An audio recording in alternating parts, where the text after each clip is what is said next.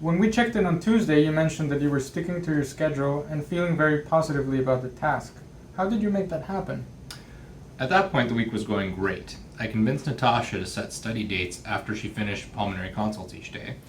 We met virtually for an hour, both turned off our phones, and committed to completing 10 practice cases or 10 patient studies a day. We were working independently but still together, if that makes sense.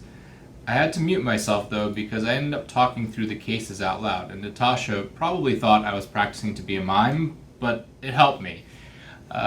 After each session, I emailed my interpretations to my attending and highlighted the areas where I was uncertain. They wrote back right away on most days, and so it was almost like having a tutor with me. Natasha and I both stuck to our strategies, so we treated ourselves to a dinner on the last evening. I love hearing about this. It sounds like you were practical about limiting distractions and utilizing meaningful learning strategies. It's great that you found a partner in crime and set a time that worked for the both of you.